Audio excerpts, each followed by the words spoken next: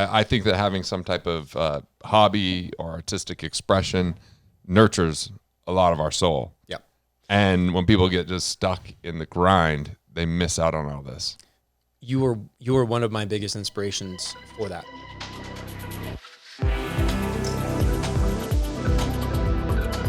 AJ, what's up, man? Hey, buddy. That was abrupt and nice. Yeah, just I'll do an introduction later, so it's or at the end. Yeah. That way I could say what we talked about. I like that. Because we don't really have an agenda. I mean, It's called getting scaled. Right. Because people try to scale. I can't tell you how many times I've talked to people that they're scaling a business and life just sucks. Oh, yeah. They got a lot of bragging rights, though. Oh, for sure. A lot of employees, a lot of headaches, a lot of revenue. The how you doing? Oh, let me tell you all the things. And then they just go through their whole entire last month. That was crap. Yes. Yeah, society kind of shits on quality of life. It's like, no, that's later. That's retirement. That's why I'm doing what I'm doing now. Yeah. You've been in Norway for a long time. What's been going on there? Well, this is in Norway. I was there for a month and a half. This is my second time being there. And I have family from Norway, but I've never been to Norway. It's in your blood. Gunderson. I mean, you promised Norway. to go with me. Yeah. The next time I'm going or whatever, we're definitely going to have a conversation with that. 2018 was the first time I went, and I'm telling you, Megan and I fell in love with it. We were there. We were supposed to only be there for 2 weeks. We stayed at a month and a half then. We ended up doing Megan, your girlfriend? Megan, my wife. Wife, girlfriend, partner, confidant, business partner, adventure partner, all those things. She's all those things to me. Yeah. Party starter, instigator. She's got a lot of names. Just keep the party going, decorate the party, the whole thing. Clean. She loves the cleaning after. Yeah, you know. We'll talk more about her. So she and I, at that time, were traveling in Norway, and we started down south in Bergen, and then we took the Hurtigruten, I think I'm saying it right, which is a cruise that you take all the way up the fjords, all the way north, all the way to Tromsø. And it was like every day we woke up, you look out the window. It's like that HD, screensaver type thing that's like on a ridiculous 8K TV. You just wake up, you're like, I can't believe this is real. It was absolutely stunning. And so I had a lot of unique experiences in that country. And this time I went back is because I really wanted to immerse myself more in the culture. I wanted to meet more people over there because I'm really planning an amazing event that I want to have over there, bringing in my love for Vikings and what I've been learning about Vikings and adventure and travel and all that cool stuff. So Norway is in my blood too. I'm only about 9% Scandinavian, but I'll take it. Doesn't matter. One story I wanted to tell you was like, this time when I went to Bodø, which is a higher northern city, it's kind of like the Austin, Texas in a way. Like it's becoming the next best cool place to live, and it's expanding. A lot of outdoor stuff. But what is really cool is it kind of a gateway city to the Lofoten Islands, which is my favorite place in the world right now. And it's basically I got on my car, I got on a 4-hour ferry, and I pulled up, and it's a little bit rainy, it's a little bit cloudy, but I just have this anxiousness, this excitement building up. And as I pulled off, as I'm driving around, I'm seeing these gorgeous fjords and mountains coming up out of the water. These are like these islands. And I started weeping. I started just weeping as I'm driving, just crying, like, what is going on? But I'm like, wow, I belong here. There's something, that feeling, I know I need to be here. There's nowhere else I should be in this moment. And so the rest of that week, I stayed at my friend's cabin. I just had my new camera, and I was just running around. You just happen to have a friend in this area. I had a friend who I met last time, which is a whole different story. He's actually a Viking. He was one of the historians on the Viking TV show. He helped make sure it was historically accurate in the beginning. But I'm just going around looking at this beauty, knowing that I belong here, knowing that there's something else I'm going to discover here about myself. And it's just been a place that's in my soul. So you went there on your own for a while. I went on my own. Yeah. Oh. Megan was wanting to be in Costa Rica, and we consciously will separate for 30 days. We believe this is a very, very healthy thing for couples to do. I just wasn't called to be in Costa Rica, and I didn't want to be there, not wanting to be there. She's like, yeah, we're good. I'll go to Norway. You go to Costa Rica. We'll meet up in Europe and go do the rest of our trip. Being away from each other, missing each other. I mean, I come up here once a week on my own. Yeah. During COVID, my wife was like, hey, you're home a lot. Hey, do you have somewhere to be? Hey, I like a little bit of alone time, Yeah. Yeah. I have a loud voice. I'm You're not loud. You're loud. You're loud. I'm like my inside voice at restaurants. People come up and talk to me about a conversation they weren't part of because my voice carries. Got it. I heard it. Yeah. Yeah. So like, hey, get that. I'm like, good to meet you. I like your loudness. I know when you're around. So what else are you up to right now? Oh boy. And then like, when did you get into photography? You started taking all these pictures at this party.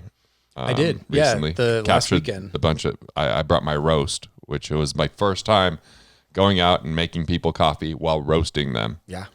And it just so happens one of the guys at the party, Ezra, shared so much with me the night before that was like super tender. And I just like, here we go. He's the first person that came up and asked for coffee. I was there for like, the first roast. I was like, here you go. This is good. Yes. And he received it well. Yeah. It was beautiful. Yeah.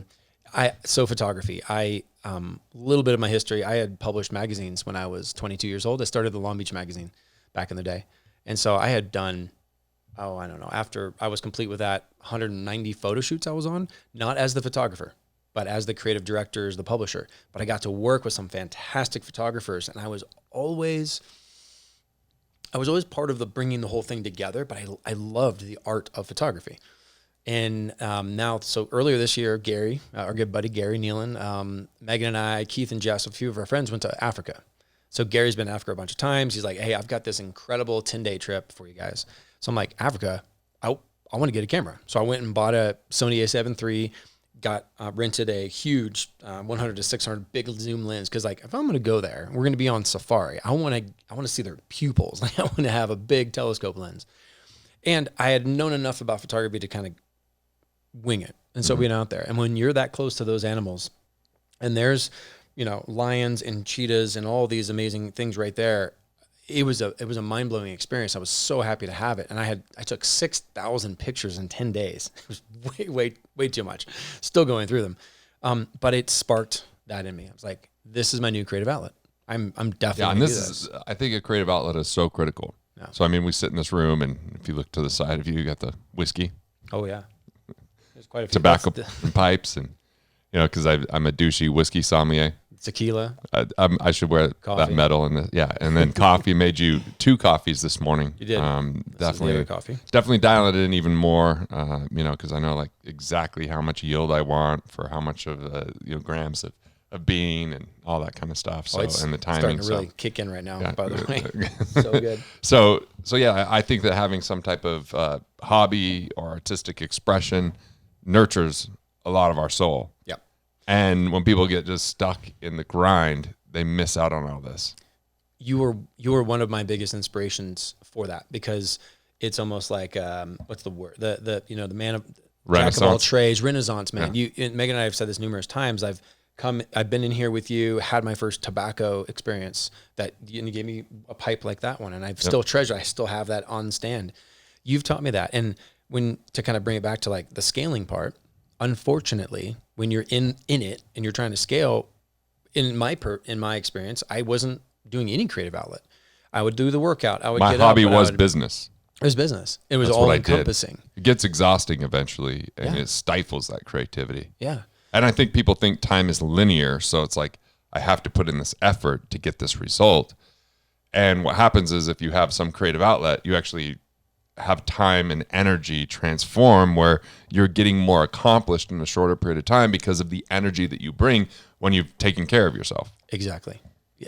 And now what I know going through scaling new business, continuing building our other business, every time I go and maybe I'm frustrated or maybe things aren't quite working, I go grab the camera, I go on a hike, I just go do that creative outlet, even for 5 minutes or maybe an hour, whatever it takes. Right. And the things are working.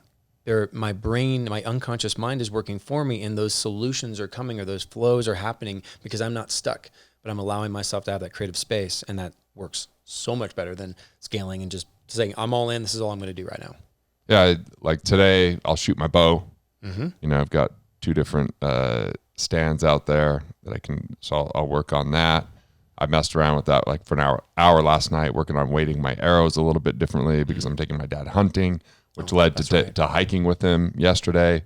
And, I just barely bought a book based upon your recommendation, so that I could interview my dad. Yeah, right. And because your dad just passed, and you 4 had weeks this ago. big experience leading up to that, as far as the amount of time you invested and the experiences that you had. Want to talk about that? I would love to. Yeah. Which book did you end up getting? The one I sent you? Similar one. There was one that was like that one was out of stock. Okay. So I just got this other one that was like questions, and you could just write in all the answers. Well, It's like, tell me your story, Dad. Yeah, Something exactly. like that. Yeah. It's like essentially it's a blank book. Yep. But it's got great questions in it, and then a bunch of blank spaces or lines for you to write in. And it was just beautiful. And I give credit to my wife, Megan. She found this book, and she got it for me before I was heading to Fresno. So let's go backwards to April this year. I already know my dad's been having cancer. He's been struggling at that point. We had sent him to Switzerland to help get his prostate cancer fixed, and it did. It was wonderful solvent, but it had jumped to his spine and his lymph nodes as well. Like you really jumped out to like reach out to all your resources and people, and you took like control of the situation.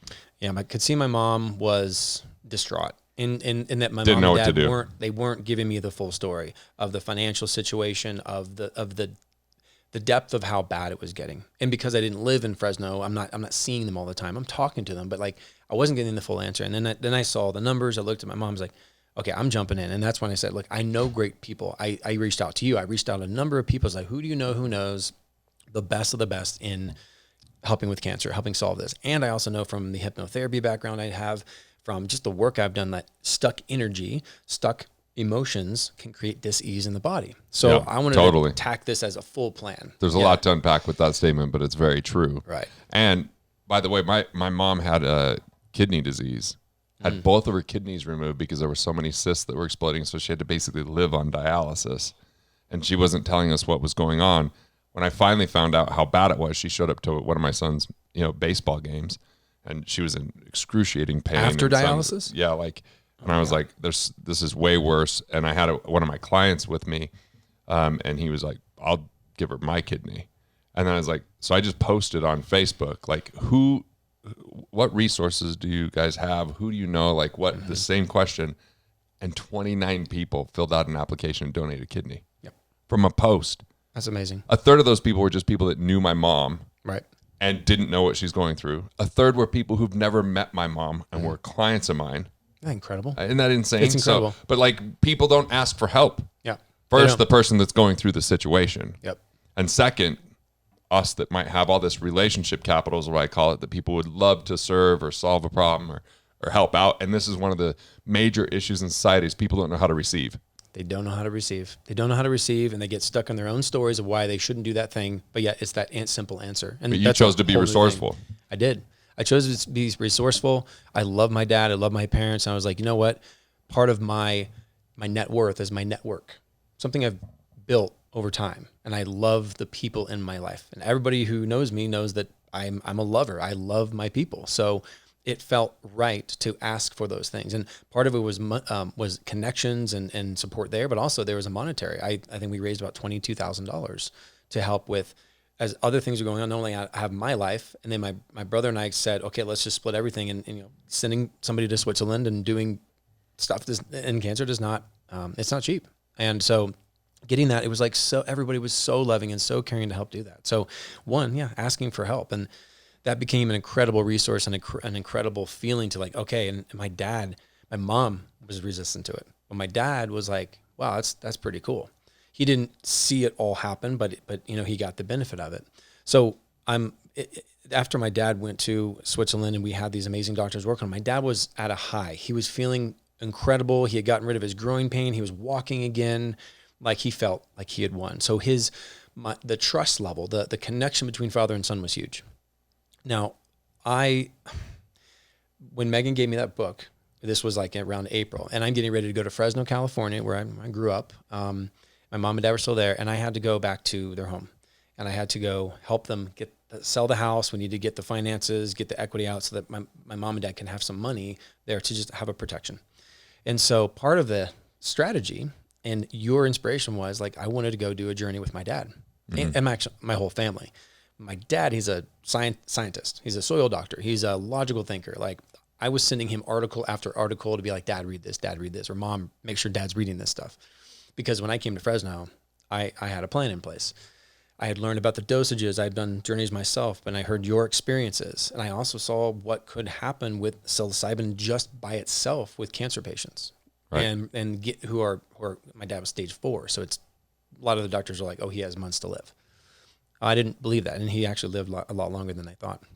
So what I was going to do is, okay, I'm going to go on a journey with just my dad and I, and I'm going to have this book and just be like, hey, Dad, do you mind if I just turn on the recorder? Like, I want to interview you. And I did this for my grandfather, my mom's dad, Gideon.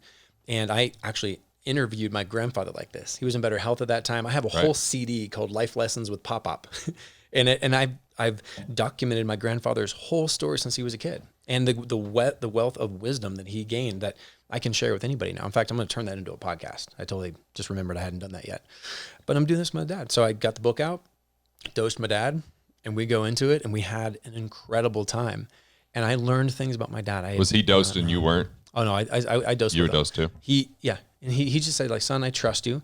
And at this point in April, I forgot to mention that his right leg was literally 5 times the size of the left one because his lymph nodes are all jacked up. He couldn't walk, and he got super skinny. So between the time he got home in like December from Switzerland and then in April, it had just gone downhill. Mm-hmm. And so when I saw him, it was a shock. I was like, oh, okay, well, this is even better timing for this. And so my dad fully trusted me. We went in. My mom gave us space to go do it in the cabana. And I saw a lot of things processed through my dad, and that look of somebody who's like going through it and sweating and things are happening. I'm like, this is wonderful. So I just held space for my dad for the most part. And after getting through the questions, like I was so humbled because there were stories I had heard from my dad, but I didn't have the full story. So he felt better about opening up to it, and that was the psilocybin. Now you have that, and man, it's crazy that we're talking about this because. I mean, I grew up in Utah. Yeah. And my dad's side of the family was Mormon. My mom's side was Catholic. Mm-hmm. In high school, I was a pretty good kid. Barely touched alcohol. Didn't do any type of drugs. And even what's interesting is when I'm finally have my own house, I'm married. I drank a lot early on. I was in my 20s. Yeah. I didn't see anything wrong with it. I even took pain pills sometimes because my neighbor was a buddy who always had them. And he's like, hey, have this with a beer. I don't know what it was, lower tap or something. My wife's like, you know how stupid and dangerous this is? I'm like, is it? And she just got rid of them. But none of that seemed like a problem. And then I turned 40 and all of a sudden I do psilocybin, right? Or mushrooms, or I do other types of journeys. And even talking about it is still slightly uncomfortable for me because when I was 3 years old, I'd be sitting at the Mormon side of the family, event going on, and I'm the non-Mormon kid. Yeah. And gotta be good enough to be accepted. And so this is a little bit of a, it's strange that it's still got a bit of a hold on me. Yeah. Whether it's me swearing, whether it's me talking about this. I mean, I look like a fucking hippie like that. I look like this is something that I would do. There's no question. It kind of goes with the whole brand. Yeah. But I also came in this financial world where I was all buttoned up. I remember having a coach who's like, you need to shave when you get your pictures and wear a suit and tie. And, I had this stupid fake picture where I was holding glasses. I didn't even wear glasses with my tie on, I think I might have seen that. It's so douchey. But it's because I was trying to be something that everyone else said you had to be. Right.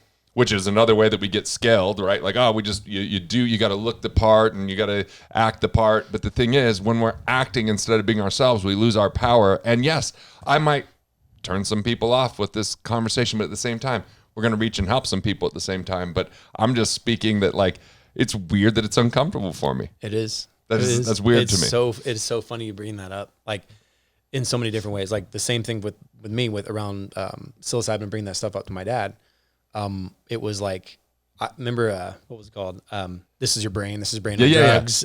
Dare, whatever. All those things that were just. It's amazing that they've lumped all these things into calling them drugs, right? Yeah. Oh, it's all cocaine, crack, and psilocybin. Very different, completely different things. But they just threw it all in together. Right, just throw it all in, and it's hey, these, and I still deeply think I've heard all these stories growing up of like what acid did to people. So I still think of LSD as crazy, dangerous, and bad and dirty and all this kind of stuff. Yeah. So it's weird that that's still kind of like programmed from the time I was a kid. Stories of like people running through a sprinkler and they had a bunch of tabs on them, and so that it soaked through their skin, and now they think they're a teapot. It's just stupid awesome. Stories, right? Or like someone took mushrooms and they ran through a barbed wire fence and it nearly decapitated them. Just stupid stuff like that, and those still exist. Yep. There was entire campaigns about like people taking MDMA and jumping out of the window. Nobody took MDMA and wanted to jump out a window. You just want to hug someone and tell them you love them, right? Exactly. But this is all the conversation that's out there. All stories. And it's all collapsed with these spells and the way that we use words, drugs and druggies. Yeah. And, so it's pretty interesting. So it is interesting, and yet look at what it did for you and your dad. And yet at some point, because my dad went through Vietnam, has never been drunk. Never been high. drunk. Nope. My dad saw stuff. He's like, Vietnam, I don't need, and he just didn't. Now, there's a double-edged sword of that. It's like, I'm proud that my dad has never been drunk, and I was like, wow, I had been drunk a number of times. I didn't drink until I was 21, but my dad would have some beers, but he never lost control. And I saw what he went through, and I thought, that's a strong man. And he also didn't learn how to process the PTSD, to process these things, right? Just push those emotions down. And that was just, he was really good at that, and that's also what killed him. Right. That's also what ended up destroying and having the disease in his body. As much as I wanted to teach him those things, by that time it was too late. Right. I think it's time to like just get to a place in society where like, hey, by the way, emotions are part of our life. Yeah. And we aren't necessarily our emotions, but at the same time, unprocessed emotions that aren't dealt with become our pain that starts to define how we operate, starts to become the perspective we have, and starts to disconnect us from people. Like in those moments where we talk about the most sensitive, vulnerable things, a lot of times are the areas that we get most connected and have the most reality with someone else, because everyone's gone through something. Yeah. The vulnerability. Right. The vulnerability, and especially being a man, I think that we're not taught this stuff. We're not taught the emotions are gifts. We're not taught that having those emotions, whether they're negative or positive, are gifts. Bro, my youngest son makes fun of me all the time because I cry. Yeah. Oh, like sure. Music shows, and he's just, but it's funny. But even though he's like, oh yeah, dad cried. Yeah. But he's getting used to it now. And him just seeing a man cry and seeing his father cry is such a huge gift to give to him at a young age. I only see my dad cry 3 times now. One was when we were watching We Were Soldiers with Mel Gibson in it. And yeah, I remember that one. I remember looking back. It's rough, pretty intense. Right? It's like Saving Private Ryan type thing. I remember my dad, I'd look back, I just glanced back, and he was weeping. He was shaking, weeping, like from that stuff. So he enjoyed those movies, but like it obviously triggered some stuff. Right. And then the third time was when I left him in Fresno after we had done all of our stuff, got the house moved out and everything, and he cried with me. So I had a moment where I put my hand on his chest. He was crying. I'm like, Dad, this is what I wanted you to do. This is what we need you more to do. This could really help you heal all this stuff. And so seeing my dad cry made me cry. And then my brother walked in and he wept. So it was a beautiful moment. It's one of the most special moments I'll ever have with my dad, was when he was crying with me. Yeah. And it was like, because I was leaving at that time to go to Norway after I had been with him for a whole month and a half. So yeah, emotions. Oh my gosh. Emotions are so important. And for journeys, ceremonies, to bring those up to the surface is wonderful. I think it's very powerful. And I think a lot of people also will do a lot of that and not do the integration, not take the time to process those. It feels good a lot of times, so it's enjoyable.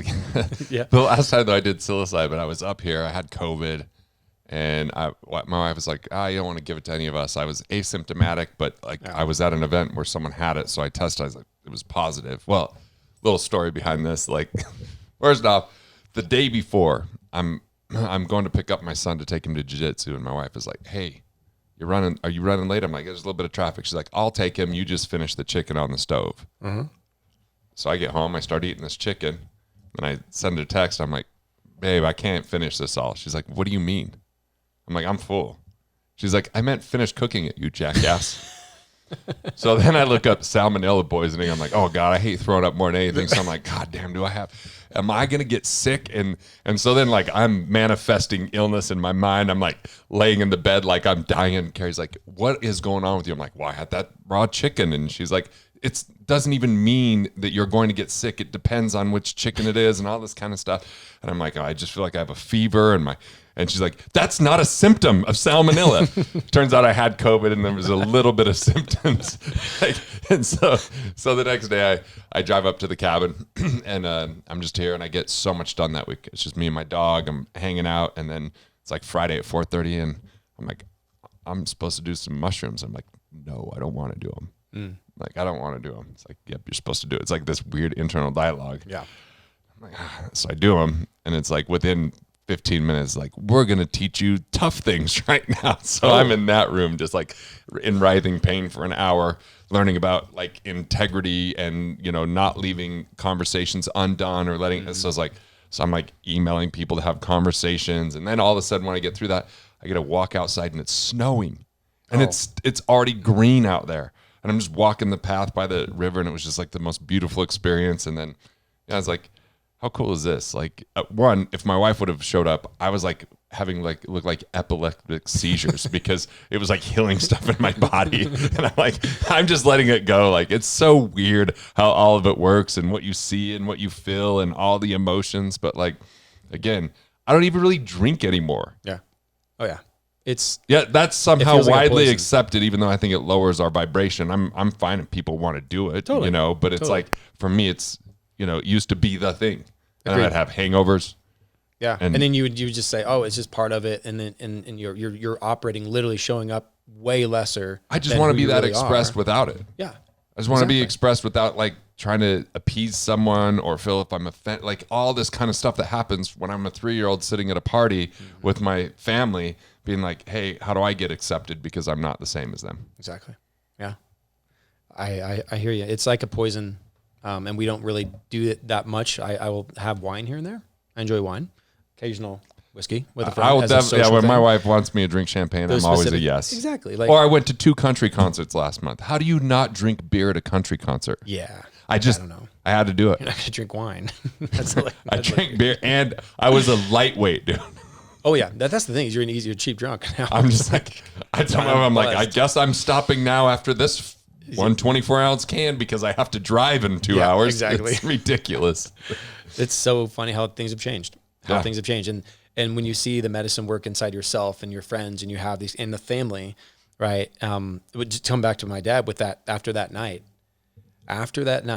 my dad, he had a great time. He enjoyed himself. He still was like wondering what kind of happened afterwards as we kind of broke it down. It's a long time to be on earth before you try that thing. It is. He was 76. Think about all the trust you built for that moment. Oh, yeah. The trust was built huge after Switzerland. And then this became it was just such a fun time. Like I can say I just hung out on the bed with my dad and just went through, this experience, learned more about him, connected like father and son. Like there are times where after I was asking him the questions, he went kind of like, he's like, can we stop talking about the questions? I'm like, all right, yeah. Just go, shh, and he would, he'd be sweating and he'd be moving. And I was like, his body was moving more than I thought it would because he was also in pain in his hip, but yet he was moving his leg a lot. And he'd wake up and grab me and look at me. And then he'd fade off back into it. I'm like, oh, awesome. He's in it. The next day we wake up, go check on him. His legs are the same size. That's wild. That huge length. So it just something drained in him. I'm like, okay. I had chills. I told my mom. My mom started crying. I was like, all right, Mom, just it doesn't mean he's healed or anything. It's just like, this is good. Let's keep doing this. So we did it the next week with my mom and my brother. And there was some huge, beautiful healing that they all had while being in that ceremonial state. And my brother and I kind of doing a little bit of hypnosis and NLP as a group. Some beautiful healings, massive cryings, my mom and my brother understanding their stuff that they hadn't healed. And it was just beautiful. So much fun. So thank you for the inspiration. Thank you for taking that lead on bringing your family into that kind of circle. That's been amazing for me. I remember my sister being like, this will never happen. I go, I'm a writer. I'm going to write this letter. I think I sent you the letter, right? Did. Yep. And within 2 hours, I think it was, I had agreement. Yeah. Yeah, we came here and spent the day together, and it was pretty magical. Yeah. My wife hung out with my parents for 2 hours. They're just talking in the room. My brother-in-law opened up to me in a way about stuff that he'd been holding on to for 17 years. I mean, it was a pretty magical day. And the whole message was, hey, we don't have to go through things alone. We can talk. We can talk. We can support each other through tough things. We're not protecting each other by hiding from it. Like, we're not meant to be perfect. We're all imperfect. It's okay. I shared with my parents my worst moments and biggest secrets, and they were like unfazed. Yeah. Whereas you thought. I'm just sitting there holding on to it, having it define me. Yep. I just think that everybody could use a little healing. Yeah. Healing, forgiveness, and love. Loving themselves, unconditional love for others. And just that practice. That's not always easy to do. No, it's not. No. And ceremonies, things like that, make it easier. And then that starts to become the new norm.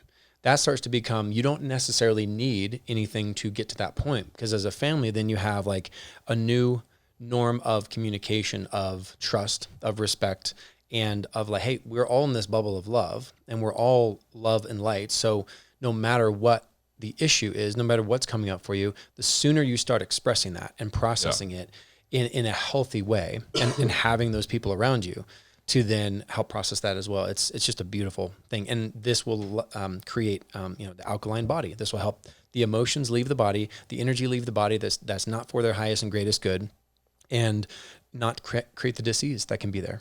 So if we can help save lives and help have people just have great conversations and process their emotions and express their emotions, and we can have a lot different world. Yeah, and there's I think that a lot of people, like my mom early on, be like, why do you need so much therapy? Did I mess you up? As if it's a bad thing. I'm like, no, it's there's all sorts of things that I've done over my life, whether it's timeline therapy and NLP, whether it's, going through Landmark in my 20s, whether it's, MDMA therapy or doing journeys or psilocybin therapy or, 40 years of Zen. I've done all of this stuff. And I'm like, man, first off, what kind of asshole would I be without all this? It's kind of concerning to me. And it's amazing that my wife waited this out for me to figure some things out. What a patient woman. But she is. And I think what I thought before a lot of this was success was really to do with my net worth, which nobody walks around with their net worth following them around. You don't really know anyone's net worth. I thought success was in the stuff that I had. Most people don't know what vehicle I drive. They don't know what my house is. None of that stuff in reality is what defines us, but it defined me in the pursuit of that. And that's where I got scaled. That's where I was like, I want to have more. I actually want to have more employees to brag about the number of employees I had. Yeah. I want to have more revenue to compare myself like a dick measuring contest with other business owners where they're all lying and fabricating numbers, taking their best month and extrapolating out like it's what's actually happening. And I wore it like a badge of honor how many hours I worked every week. Mm-hmm. In my 20s, I just thought this is the thing to do. And there's still remnants of pain in my wife, feeling abandoned, feeling like I wasn't there for her emotionally. And where I didn't feel like I could be there because I was exhausted because I gave everything to everyone else just to have a so-called successful business. And that's what getting scaled is. What if we didn't have a philosophy in business that we always had to grow in revenue, but we just had to grow in enjoyment? Why is contentment such a bad word? Right. What an incredible metric. Why isn't that metric there? What other metrics would be, now how about the growth, or not the growth of, but the connection between the team, the enjoyment that people are having after work? Are they going home to their families and showing up? Or are they getting drained and everything sucked out of them in the 9 to 5 and then not having anything to give there? That's the ream, not the dream, right? The ream of it's filling an unfillable void. Look, there's value in it to a degree. I learned a lot of things, but the hard ass way. Mm-hmm. And lucky to still be married because of it, because 2008, 2009, 2010, over leveraged, over committed, over exhausted, and not emotionally available. And I look back at pictures of my kids are so cute and small, and it would have been, and I didn't fully enjoy all those moments because I couldn't be present because I was too busy on that treadmill. Why did I have to have 100 real estate properties? Why? Yeah. I didn't enjoy it. For what higher purpose was that? I'm at a place now where I'm like, okay, I've got this cabin. I've got a music studio that's close by. We haven't built the music studio yet with another cabin, which, by the way, last time I was on that property, saw a beautiful owl. Oh, nice. Insane. Really? But I'm like, okay, that's about all I can handle. I don't need more of that. Yep. Like, and yet most wealth rules would say, no, you got to keep getting more. But why? Why? Yep. Like that's a question. And what does that mean for quality of life? What does that mean for moments with my family? Like you had all these moments with your father. Yep. What does that mean for my health? Or like, you know, I'm excited that later today you're going to take me through a therapy session because I have this acting coach, and I realize how I'm not fully expressed when he's like, all right, I just want you to like be unbridled with laughter and playful like a child. And I'm just standing on stage feeling awkward as shit. Well, I've like 3 people are sitting there watching. I'm like, okay, I'm not fully expressed right now. What's that about? He's like, you need more therapy. All right. And we all do, right? Really, the way I translate that is, and it's having a better relationship with the conscious and the unconscious mind, being able to tap into those different parts of you that would be able to, you know, tap into like that crying or that laughter or that whatever. Which is why we like alcohol, because it has us lower those inhibitions where we can. I mean, sometimes lower it too much. True, right? But it depends on the person, right? Yeah, but we have the ability to, you know, our unconscious mind. If you look at it like here's the ocean line. And ocean line's here, and you've got an iceberg, and you see this huge iceberg up there. But the biggest part of it, many of you have probably seen this on the line, the biggest part is underneath the water. The part on the top is that 10% of our conscious mind, 5 to 10% of this power that we have. Yeah. Everything else is in the unconscious mind. Those habits, those behaviors, those emotions, it's just our body, like our stomach, our digestion, all that stuff is on autopilot, and that thing is just taking care of us all the time. And that's where the emotions live as well. That's what's going on behind the scenes. And if we want to change things in our business, in our life, and we want to show up better, we've got to have a better relationship with that. So whether you call it therapy or whatnot, I just really like spending more time in the unconscious, and it's that theta brainwave, right? We've got alpha, beta, theta, delta. Delta is when we're asleep, unconscious, passed out. Beta is where we're talking right now. We're conscious. We're having a great time. Alpha is that daydreamy state where you're kind of looking off in the distance, but you're there, but you're kind of not. And then theta is where the magic happens. That's where I do a lot of my work in the hypnotherapy space and help people bypass the critical factor of their mind and really delve into those different parts of us that are there to protect us, but they might be working on old software. In fact, They usually are working on old programs that are running in the background. And I want to come back to something you said earlier. You know, one of the biggest things I drive home with my clients and anybody is like, you are not your issues. You are not your issues. These are just unconscious programs running behind the scenes that were programmed from stories, things you learn, TV. A lot of times when you're a kid, before you have the brain developed, you make these choices. Don't even remember making them, but operate based upon it. Exactly. And there are things that are your unconscious mind will hide from your conscious mind just to protect you. That's what its job is. If you wake up in the morning, your unconscious mindset, like you wake up alive, it's like, I've done my job. Unconscious mind, I'm keeping you alive. Wonderful. That's great. We're different. We're not cavemen anymore. We're not trying to survive anymore from saber-toothed tigers and things like that, where it's a very different world.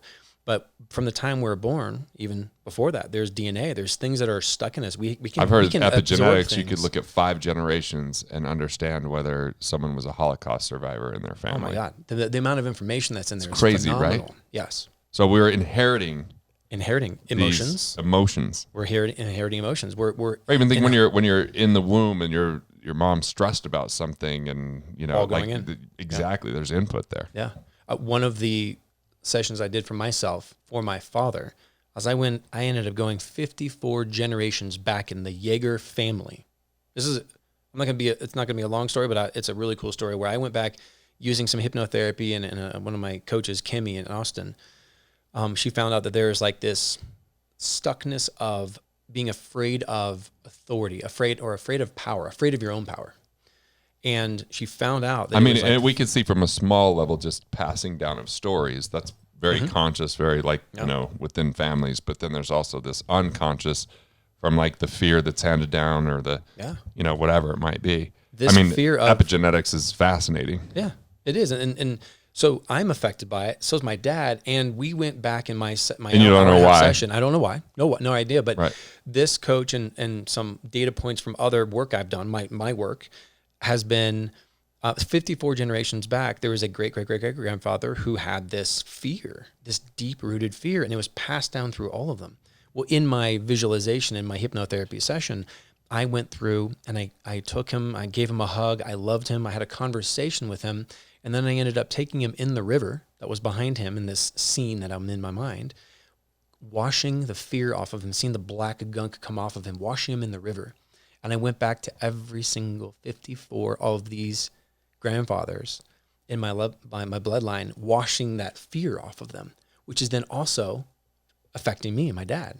And after I washed all of them, I have at one point 54 generations of Jaegers in this river, cleansing of this fear, which is also affecting me. And I'm weeping and I'm crying. I'm having a great time.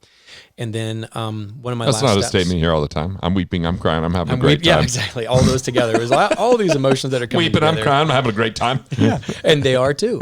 But it's this, I'm feeling the healing in myself, the lightness of that fear coming off. And then I also went in and hugged my father while he was in the womb, because there are some things that were passed down that came to me through my session that his parents gave him. So this stuff is real.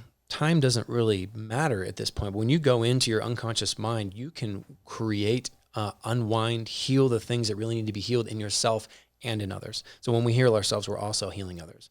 Instead of asking for that person to change, what can you change inside yourself? What are the things you need to let go of so that they can do that? Usually when we want to change others, it's just like a reflection of something we haven't accepted in ourselves. That's why I get annoyed by that, because I'm like, damn it, what am I not seeing in myself here that's got me so upset about something with someone else? Right.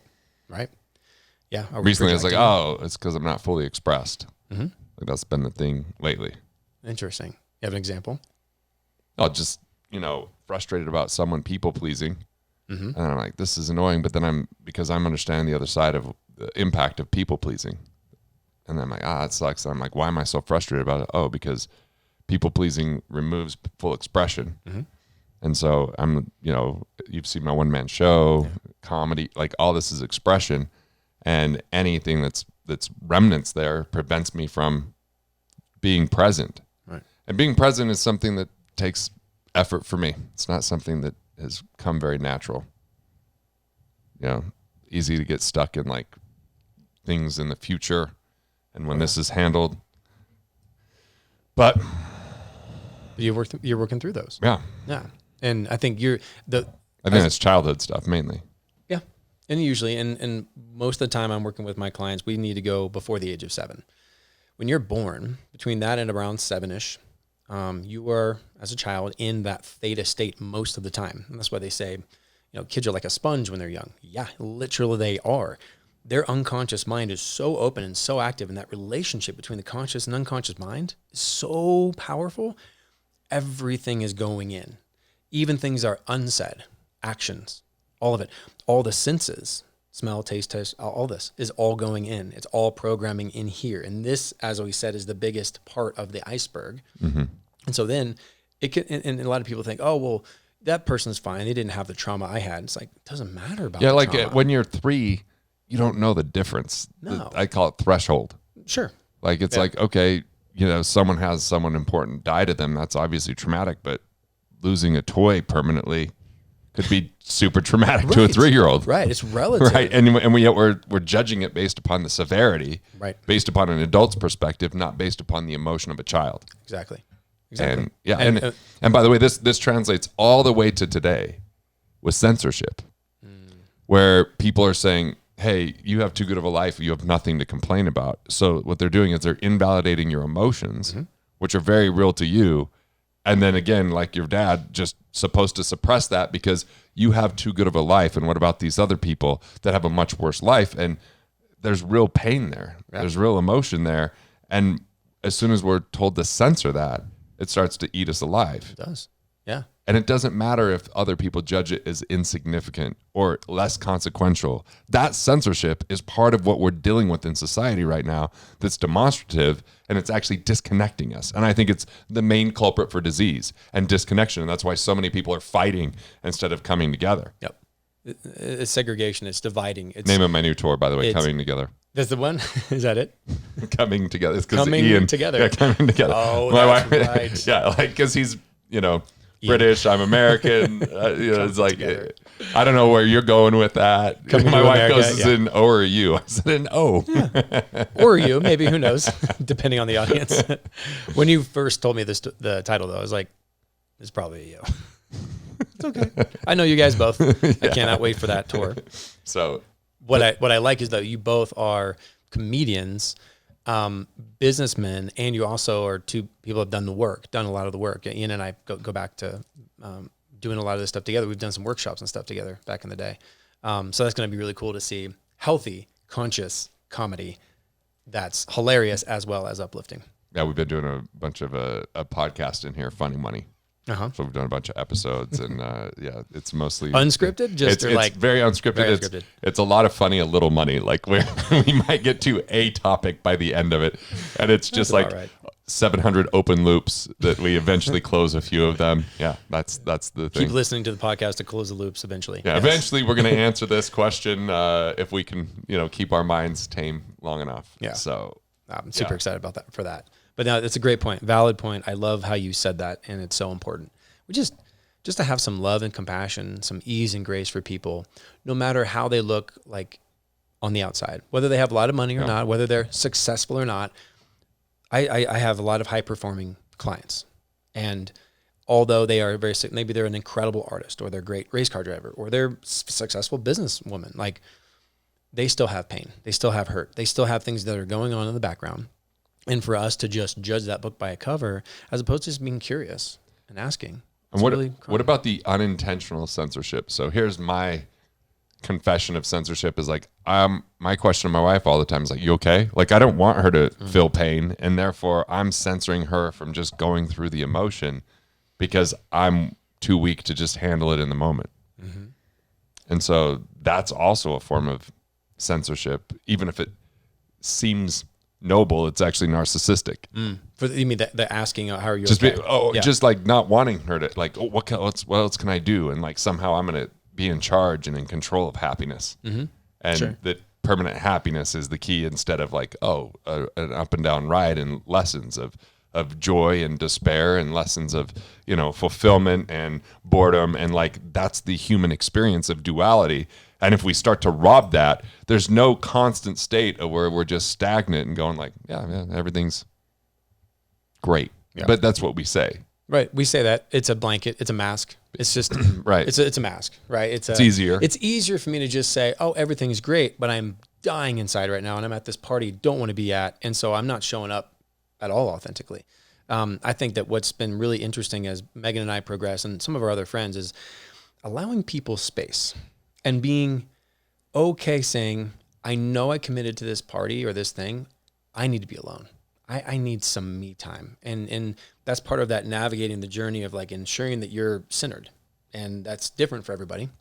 Some people are more extroverted, some people are more introverted, and it's okay. But like really being honest with yourself and being honest with your commitments, and like just like checking in with yourself. Because sometimes you don't have to go do that interview or that work or that party or that thing just because it's socially you're obligated. No, you need to honor yourself. I think some of that comes out of fear. Like, I have these friends, John and Missy, and they taught my wife and I like, hey, if you're not enjoying something, just be done. Yeah. So like before all of the news came out about Cosby, we're at a Bill Cosby comedy show, right? Mm-hmm. And we have great seats, and he just apparently didn't care anymore. He comes out like like he's wearing sweats. There's a stain on his shirt, He sits down. He's rambling. There's nothing coherent. And I just turned to Kara. I go, want to go get some ice cream? She's like, yeah.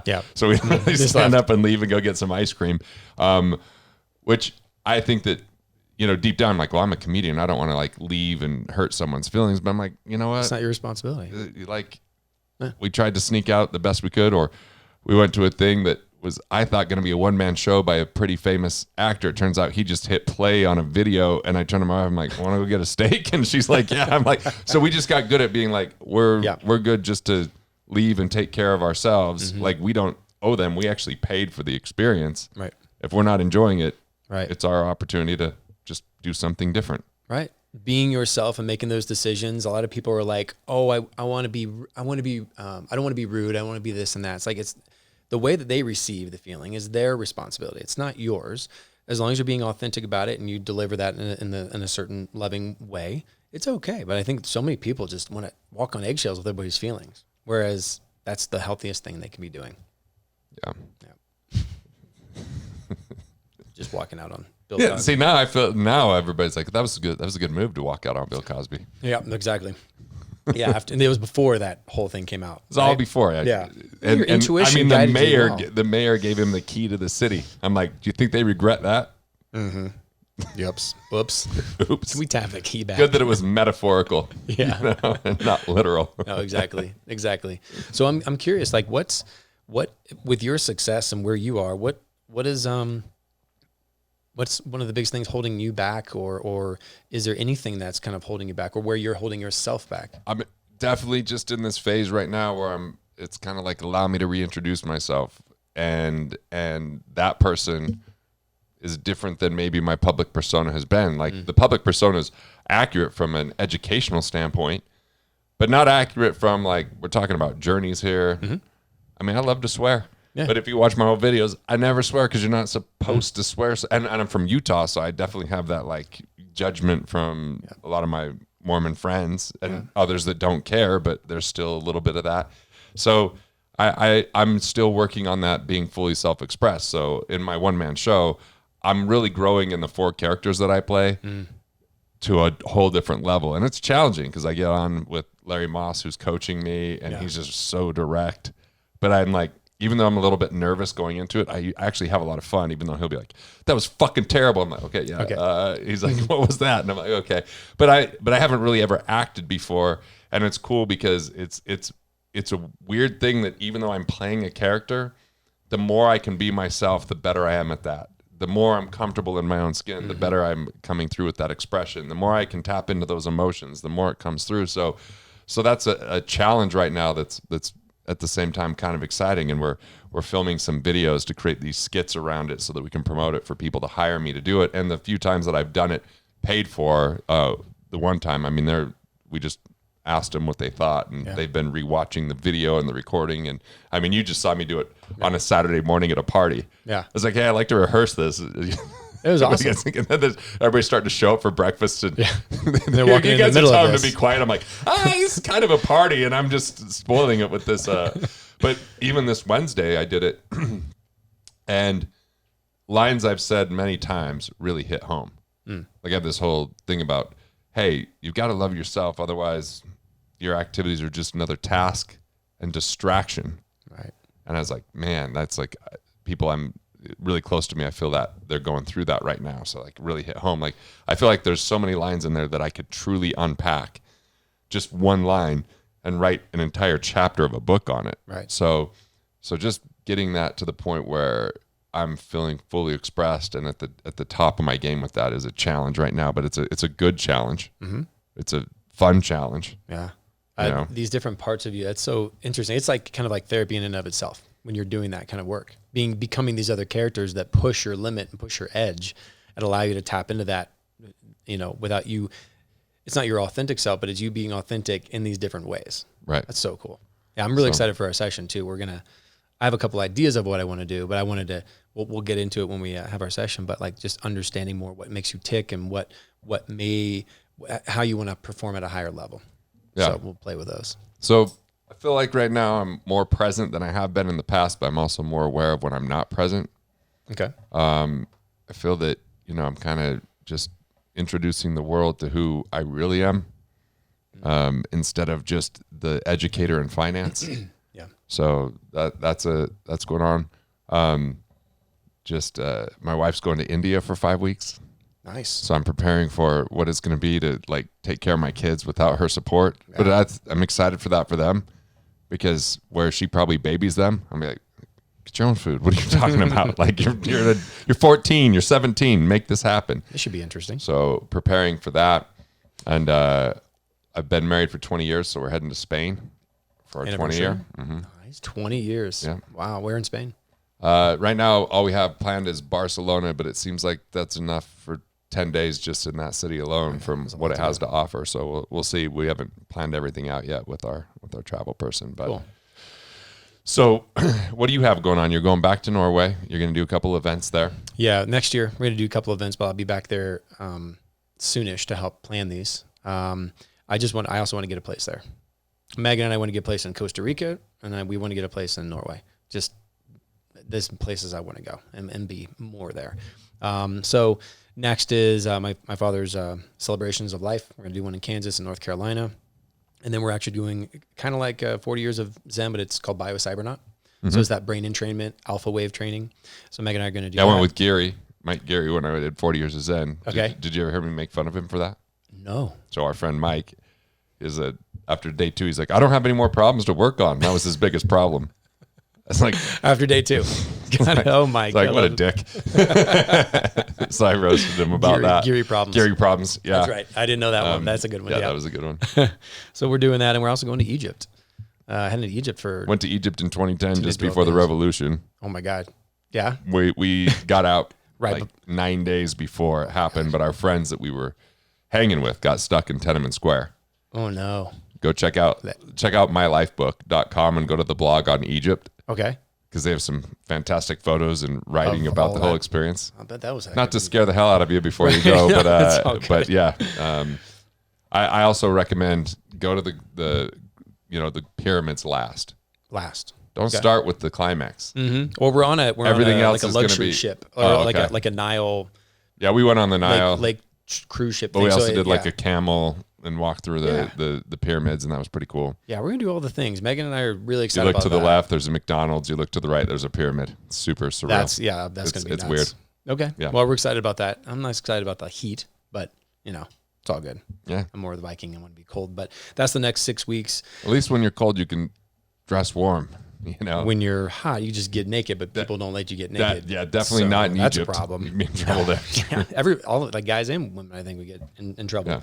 But that's kind of we're building our businesses. Everything's about low stress and not adding things that create stress. So talking about scaling, like how do we scale consciously, healthfully? And so we own our agenda. We set our time blocks the way we want our life to be turning out, no matter how many businesses or what we're doing. Yeah. And the business stuff now fits that mold, as opposed to the other way where people are like, I've got all this time in business, and I'm like, I'm just going to have this hour for myself and stuff. Now we've re-engineered that quality of life first. So I have an Echo bike downstairs. Have you ever ridden an Echo bike? They're like remember the old Schwinn's, the Aerodynes? Yeah. Or the Aerosalts? The Echo bike's like a beefier version of that. Okay. So the first time I ever got on one of those, they said, hey, we're going to see how many calories you can burn in 10 minutes. So we want you to kind of, give it your best. Mm-hmm. And in the first 30 seconds, they started laughing hysterically. It was the gym owner and my trainer. Okay. Because I went so hard in the first 30 seconds, they knew that I was going to collapse and there was no way I was going to make it 10 minutes. And that's what happens when people scale. Yeah. Yes. Running so fast and sprinting so hard that there isn't enough left for everything else in life. Right. And so, by the way, we won't torture you, but because we're at 7,000 feet here. Mm-hmm. We have an Echo bike downstairs. We used to do this thing called the challenge. Mm-hmm. 60 seconds, as many calories as you can get. 60 seconds, right? I think someone has 54 calories down there. 54 calories. I think I'm at like 47. And when I finished the 47 calories and I nearly collapsed, I turned to my buddy Aaron and I go, "It's not worth it." And then we just went and laid on the couch for an hour as our neurological system just freaked out. So then we had a point where 50% of the people were throwing up, and my wife was like, "What is wrong with you guys?" And we made a T-shirt that said CFG, like CrossFit Gunderson. Can you take it? CrossFit and it Gunderson. had an Echo bike. But does that mean I can do this today? I mean, you can. I don't even do it anymore. I don't know what calories I would get at this point, because I'm now doing the walk for long periods of time, do lots of stretching, do X3 bands. Like, I'm not into the CrossFit world anymore. You're training your body, mind, and soul, everything to have that longevity, that marathon. Yeah, I remember doing a deadlift of 405 pounds and telling my wife, I'm like, I just deadlifted 405 pounds. She goes, "Is that good?" It's like, why am I doing this? Yeah, and exactly. she doesn't, nobody gives a shit. Right. I'm like, why am I killing myself? So yeah. It's not a sprint. It's not a sprint. But it was like our little torture that we like to do to people. And that's what happens with scaling, is it's a torture It's like self-inflicted. it's like level 2 fun, right? Like where someone does like the Spartan race or whatever, and it totally sucks, but afterwards they have the picture of it. Yeah, that's what scaling's like. It's like terrible the whole time, but you get to tell people about that. But what if you just designed a life that you wanted to really live? What if you designed a life you didn't want to retire from? What if you did the things that you really enjoyed along the way? And it feels like that's what you're doing. Yeah, Going to Norway, running these Viking events. Building a new business, of which is my dharma. It's my karma. It's what I'm here to do, to help people. And with my performance and mindset coaching, is like I literally will get on a call and I could be tired beforehand. I can be like not maybe at my best, and I go do that for an hour and a half, and I am lit up like a Christmas tree. I feel amazing. And then you got hobbies. And I got hobbies. I got my camera. I've got my hikes. I've got like other cool stuff we're doing. And so I do know the defining moment when I decided to stop listening to everybody saying, oh, if you're going to build a business, it has to scale. No. By the way, sometimes scaling becomes so corporate, it's just not part of the identity of the founder. Right. Exactly. So what I realized is I took Wealth Factory to where I could take Wealth Factory to. Mm-hmm. And then let somebody else take it. I sold it to my business partner who knows how to run it in a more corporate way that creates a higher degree of scale. Yeah. And now I'm writing books. Sometimes I write poetry because I'm that douchey. Like I'm definitely in the Renaissance game here, but very rookie at some of these things. But that's a creative outlet. That's beautiful. Right. So, and before I would get caught up in things that I wasn't best at that he's better at. So like if I tried to take it any further, I kind of feel like I could come in and inspire people and then I abandon them while I go write a book. Like, cool, we're motivated. And then what happened? What do we do? Where's it? Yeah. And it's like no follow through where he's just there, consistent, taking care of it. So I think sometimes know our strengths. I remember meeting Brian, who founded Uggs. Yep. And he sold at like, I don't know, was it 10 or 15 million of revenue? And then they turned that into $1 billion brand, and he goes, "I wasn't built for $1 billion." He didn't have like regret. He's like, no shame, no guilt for that. It's like I took it where I could take it, and then they took it to the next level. And other people were like, "Oh my God, you got out the wrong time." Right, but you have to realize like it's a different model, it's a different format, it's a different business at that point. Right, play to win. Right, that's the play to win, like win to play. Like I love that, and I also changed it. Instead of scaling, it's just leverage. How do I want to leverage my life and my business? So starting with the life well lived. Yeah. Starting with that perfect blueprint of how do I want to start my days? Like I love my morning routines and I love my evening routines. Right. And as long as I can have those, the stuff in the middle then becomes, okay, well, I've got the sleep built in. I've got the health built in. I've got the movement built in. I got the things that are my non-negotiables that I work in. And then, cause I used to allow those to not happen. It's like, oh, dang, I'm so busy. Like, no, okay, I can't do that today. But yet that's literally the best thing for you when you're in the middle of scaling is to go do those things. Now those are the non-negotiables and the business stuff will fit in there. And it's beautiful how it works out. And is it as fast or as intense? No. Yeah, those non-negotiables are like strippers. They try to seduce you, but you know it's hollow. You just make that one up. Next time you have the non-negotiable, you'll be like, that's just a strip. That's not as my friend Patrick says, it's a stripper, not a soulmate. It's a stripper, not a soulmate. I might use that one in a future interview. There you go. Yeah, I might. Thank you. It's my gift to you. Thank you. Right there. You don't even have to credit me. That's a writer downer. That's a good one. I like that one. But yeah, that's it, right? Those non-negotiables are so important in our life. And so like I'm leveraging now. I get to leverage my love with Megan. I get to leverage my emotions with Megan. And when things come up, which used to bother us when you're in the scaling, like intensity of it, like you're in this stuff. Now things come up. It's like, hang on, our mantra is ease and grace. If there's not ease and grace in it, and there's not love wrapped around it, I mean, whether it's an employee thing that's going on or whatever, it's like, let's take a deep breath. Let's look at the emotions that are coming up.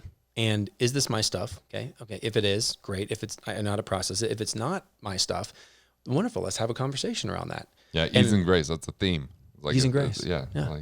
Used to be ease and effortlessness, but now it's like, well, no, we love the effort, like ease and grace. Like if we can keep that mantra, Megan and I, in our business life, our adventure life, our personal life, then that just helps I feel like that fuels the leverage.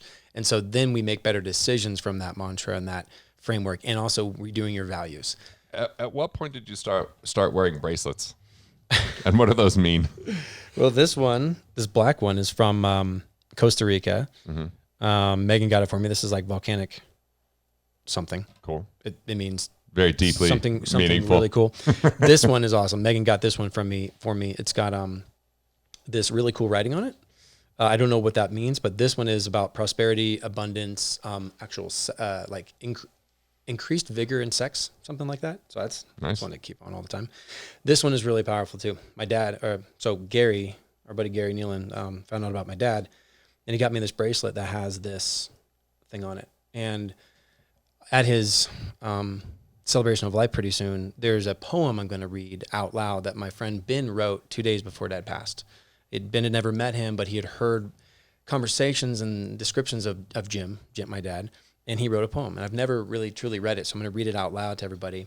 And I had two ideas. One is Gary's like, I got you this so you could like put some of his ashes in it if you want and keep on you, or put like a little poem or something in there and keep the scroll in there and keep it with me and keep nice. That way you keep that presence on your body all the time. So I started doing this because they do mean things. This is when just Megan got it to me, and I kind of like how it goes with the watch. But it's like these things are kind of upgrades. It's like when I put them on, when I have this kind of flower of life one on, I actually I don't just throw this stuff on. I actually have a little bit of a ceremony. We've been practicing ceremony and things. I think this also can help for people who are stuck in scale. Like, again, why are you doing this? And what if you had a little bit more of a ceremony before you got to work? Before you got some self-care, some intention. Exactly. Some intention that, hey, I'm going to sit in front of these emails and bring my love, my best, my excitement. And some of these things, when I put them on, like this makes me think about my dad. I say good morning to my dad. I talk to my dad. My dad's, he passed away in his glasses, and we have the glasses downstairs.